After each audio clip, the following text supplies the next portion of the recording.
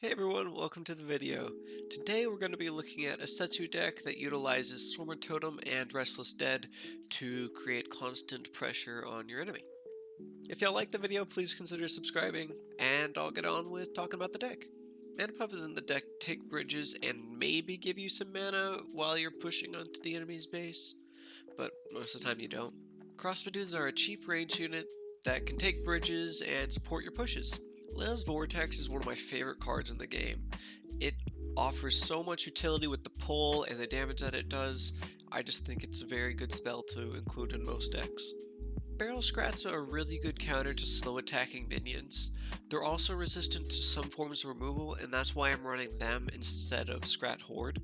I slept on Frost Feathers for a really long time, but between their flying, they're slow, they're okay damage, they're multiple bodies, and they're really fast, I think that they're a very good card to include in most decks. I know that there are some really strong opinions about Restless Dead, but even with the upcoming nerfs to it, which raise it from 3 mana to 4 mana, I really feel like it will be strong in this deck. The amount of pressure it provides, it enables you to be able to play down your Swarmer Totem, and then the Swarmer Totem creates pressure for you to play your Restless Dead again, and then the Restless Dead creates pressure for you to get through and play your Swarmer Totem again, and just kind of creates that cycle of relentless pressure on the enemy's base. Fireball is a really strong, solid spell that I think is important to include. Without it, this deck would struggle against people with big units that just put any type of support behind them, but since you have Fireball, you're able to Fireball down the support behind the big units, and then you're able to take it out with either your ATG drone, Frost Feathers, or just a combination of everything you have.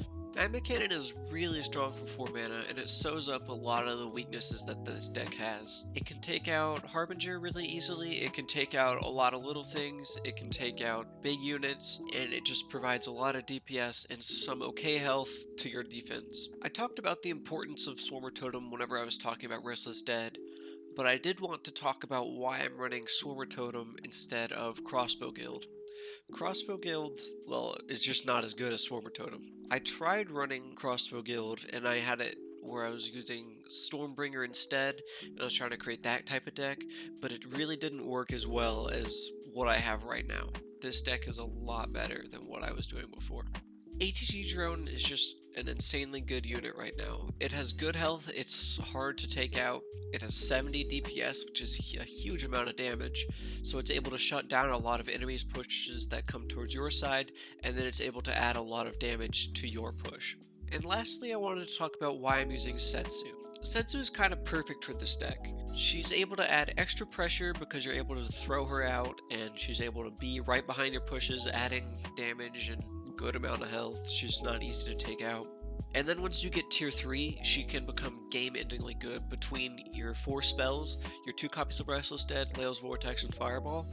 You're able to keep her reloading over and over and over, and with the stun, you're able to stun their Master's Tower and do a lot of damage to it. You'll see how overpowering this can be in the gameplay I'm going to show you guys. And now I'll get into the games that I played. I hope y'all enjoy. Okay, so I see I have kind of a strong opening hand here with the Barrel Scrats, so I'm just going to go ahead and try and use them to take the bridges and see what my opponent reacts with.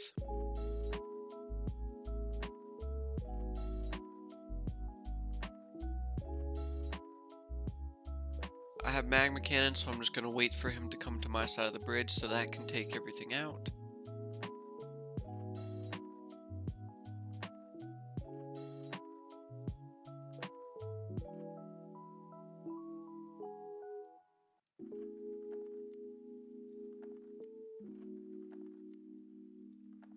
And this is why you run Fireball.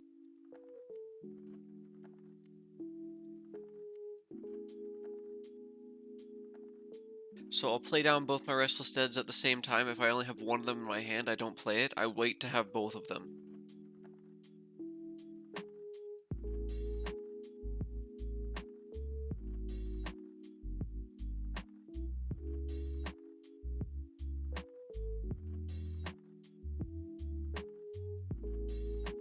With the Restless Dead, that provides me time so I can play down my Swarmer Totem. My opponent uses a lot of mana on spells to take care of my Restless Dead, and so that provides me a lot of space and bridge control. I'm letting my base take care of a lot of this because I know I can just use my ATG drone and take out a lot of it, but that fireball there was super helpful on taking out this push. And then my Restless Dead comes up, and so that provides me pressure to go for my Swarmer Totem. And this time they weren't so clumped up so my opponent can't fireball them like they did last time. Use Setsu to try and take out those Stun Lancers.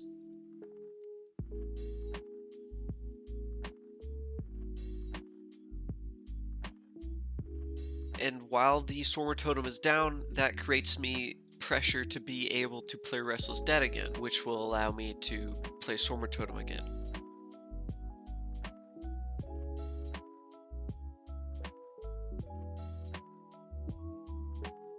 I want to play out a lot of small units with my ATG drone so they're not able to fireball or not able to lightning bolt it again. Now that my Restless Dead are back, I have space to be able to play my Swarmer Totem.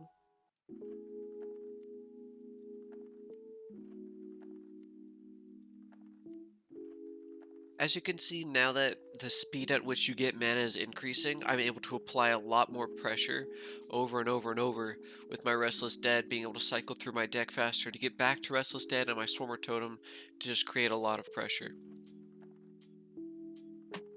And here you can really see the power of Setsu in this deck. I'm able to just keep using spells and reloading Setsu, making it to where she can stun the Master's Tower and do a lot of damage.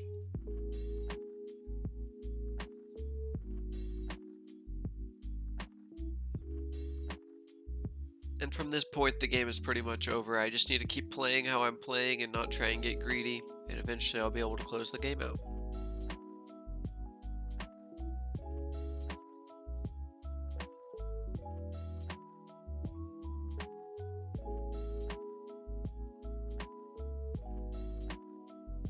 So I see my opponent starts off with Restless Dead, so I just go for Armored Scrats to be able to take both the bridges.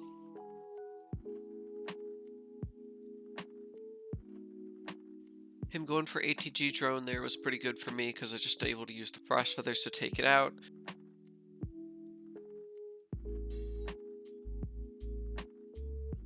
I'm starting to set up my Restless Dead so I can get my Swarmer Totem out.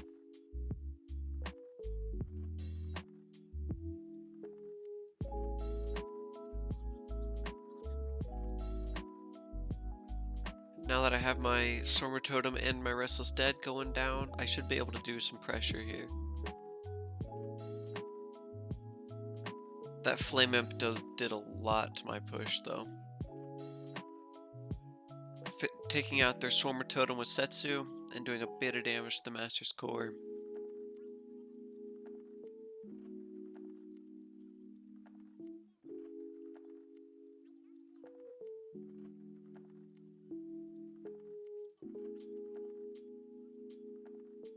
So nothing he has there hits up, so I'm going to use my ATG drone to take out his Restless Dead.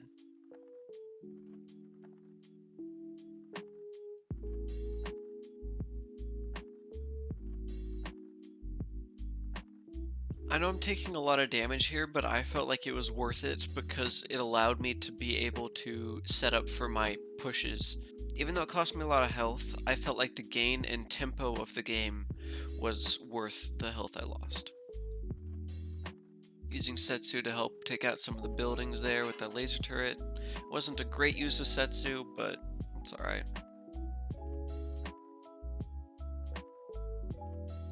I'm under a lot of pressure here, so I'm not able to play my Restless Dead, so I'm going to go for my more defensive options. I saw his Shadow Whelp, so I want to try and save my ATG drone. And then now that I have recovered, I'm going to go for my Restless Dead.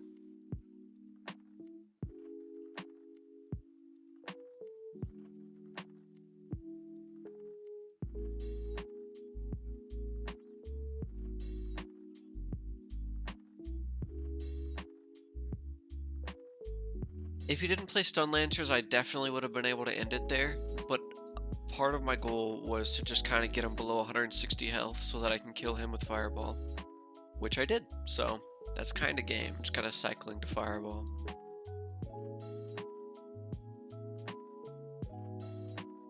And here's the last game I'm going to show y'all.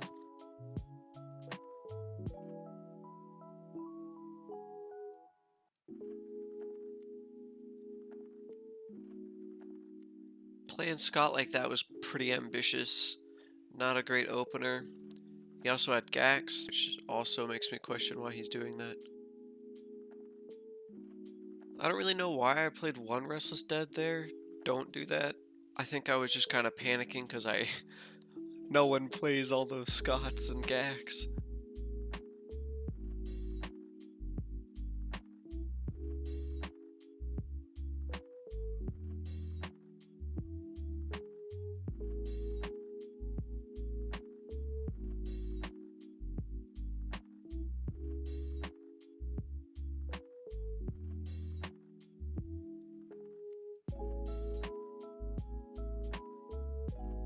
I have time, so I'm going to go ahead and play my Restless Dead.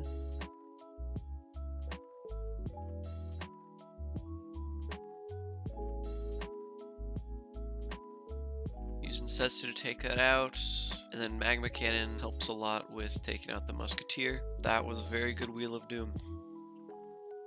I would have saved it for top lane though.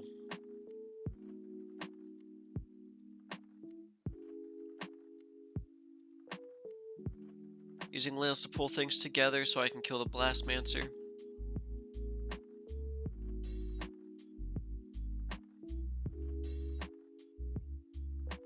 I'm trying to get it to where the ATG drone was just gonna hit Ting Tang Tung, but I ended up waiting a while, which I don't really know if it was worth it. I know I'm not playing super great this game, but I felt like the odd nature of it with my opponent's deck and the kind of deck he's running, because that's kind of why I didn't play super great, is because I wasn't familiar playing against this sort of deck, and so I felt it was valuable to share this.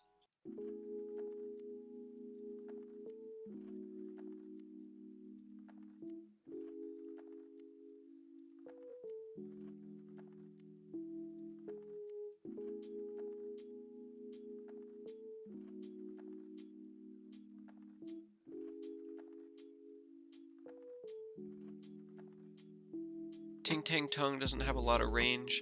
I kind of messed up with the placement of the Lails there. I should have played it a little bit closer to the Magma Cannon so Magma Cannon was still in range, but that's alright. And there's that tier 3 on Setsu putting in work.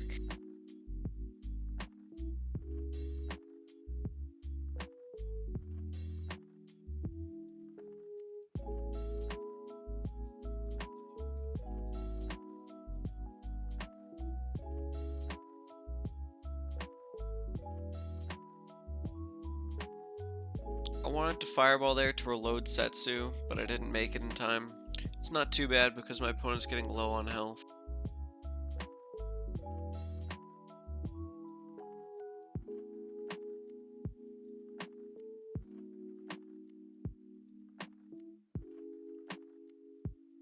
That's a really scary push. I could have played it better by waiting to play Lails for a little bit longer, just so I could get more value out of it.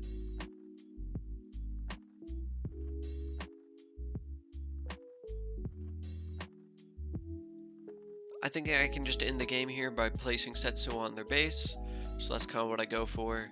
Every 4 shots I play a spell, because then that keeps my opponent infinitely stunned, and so their hero isn't able to take out Setsu, and they just end the game. Depending on the master you're facing, if you want to make it to where they never attack, it either is you play a spell either at 3 or 4 shots, because it's a 3-second stun, and she shoots 1 shot a second. I really hope you all have enjoyed this video. I had a lot of fun making this deck and playing with it.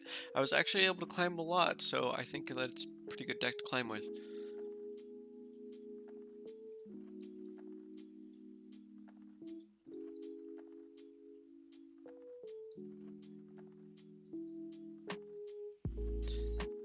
This deck does start off really slow, but as you saw, as you get going, you just start punching them in the face over and over and over, and it's a really fun, it's just very satisfying and a lot of fun to play for me. If you liked the video, please like it and subscribe. I'll be playing with this deck more on my stream. I have the link for that in the description, as well as my Discord, where if you have questions on there, you can just come in and ask anyone, and we can help you. Okay, bye!